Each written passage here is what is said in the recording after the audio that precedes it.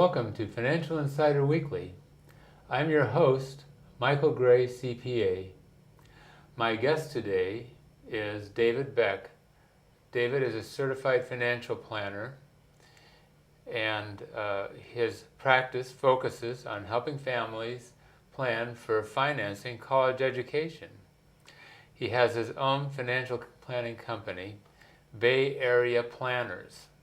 David came to the United States from England in 1982, and he worked in product management for electronic component manufacturers, including Tyco. But he saw the youth culture at high-tech companies, and he decided that wasn't where he was going to be long-term. So he started a second career in financial planning. David graduated in 2006 from the financial planning program at UC Santa Cruz Extension. In November 2006, he was trying to help a niece with financing issues for her college education, and he discovered that he didn't know as much as he wished that he knew about it. So he decided to focus on that area, and it's developed into his full-time business. And he says that he's found helping people in this area to be very rewarding. So David, thank you for joining me today. It's a pleasure to be here. And today we're going to be talking about financial aid and non-tax issues related to planning for financing a college education.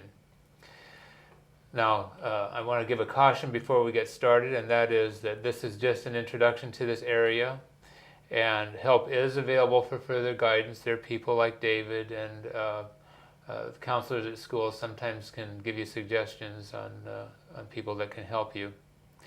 So David, let's get into our questions. Certainly. Okay. So first of all, to sort of get us into this, how does the education industry work, and how has it been changing? You know, I think of it as an industry. It's Okay. a very big industry. There's a lot of money in higher education. And it's an industry that's kind of unique. One of the first things to remember about it is that it's non-profit. And the second thing I think is that reputation is everything. So we have a situation here where colleges want to promote themselves through having a high reputation. This gives them more students who apply, more revenue coming in, and they immediately spend the revenue to make themselves even more attractive, so they get even more students next year. The last decade or so has been very good to the private colleges that are a large part of higher education. So they have been raising their tuition costs, and even raising tuition costs makes them more attractive often to the general public. They say, oh, they have raised their tuition costs, they must be good. They get more people apply. If they can keep their yields up, keep their ranking up in the US News and World Report annual survey, then life is good. Mm-hmm. More students apply, more revenue comes in. They can build new businesses, new buildings, mm-hmm. Put in hire more experienced or higher or better known faculty. Put in science buildings and things like that. Mm-hmm. This kind of came grounding to a halt over the last year or so. The endowments went down. People are now talking about cutting back, and that's not very good if you're the president of a college. Yeah. Reputation is everything. You don't want things to become unstable. The other thing I think to note about it is that there's nobody looking over their shoulder. If this were a business that were having this as a business plan, at some point when they falter, there's another company looking at them to snap them up. There's nobody doing that in higher education. So it's really quite a business all to itself. Wow. So the reason why these endowments have fallen really basically is because of the stock market mm-hmm. falling. And of course we've had a little bit of a recovery for the stock market, so hopefully some of them have recovered some up with their endowments, but nonetheless, I mean, probably overall down about 40%, something like that, I'm guessing. Yes, And, they were creative investors. They invested heavily in hedged funds, some of the larger endowment funds. So yes, maybe they've come back, but they've been a little bit burnt. They know they have to be more cautious, I think. okay.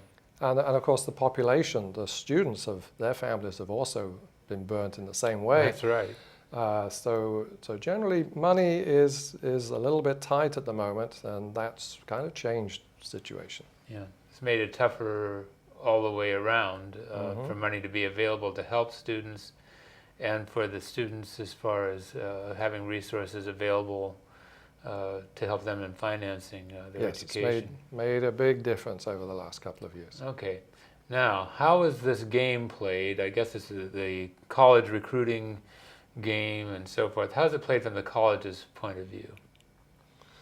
Yes, as I said, colleges want to attract students each and every year and maybe grow that number.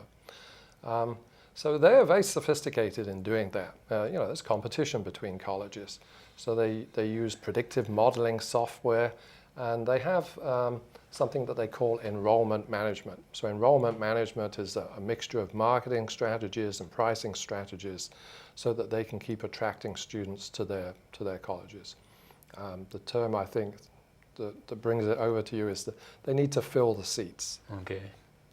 So they have a good number of people employed in doing this, and very sophisticated. Okay. Now, what's the function of college financial aid counselors? In a college, there is an admissions side, so there's an admissions office, and then there's also a financial aid office. And the financial aid administrators or officers sit in that financial aid office. And they're there to make it possible for the students to come, through giving them grants and spreading federal money around. So, like I say, reputation is everything. They want a good class. They want a diverse class, a freshman class coming in. That diverse class will have some people who have a lot of financial aid and some people who are able to pay for it themselves. Some families are able to pay for it themselves. The financial aid officer takes the available money, which may come partly from the government and partly from the college itself, spreads it around these students to make sure that those seats get filled, and hopefully at kind of the lowest cost to the college. So last year in particular was a very uncertain year. They were not at all sure as to how much money the incoming students would have.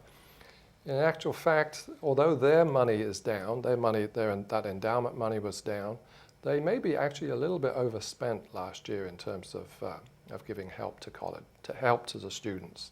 So we'll have to see how that plays out this year. But overall, very competitive situation between colleges, but very sophisticated in the way that they manage and distribute this money. Okay. So folks, I just wanted to let you know that this interview is happening in January of 2010, and so some people may be watching this at a later time. So to give you a little reference, especially when we're talking about what happened last year, so we're talking about 2009. 2009. Okay.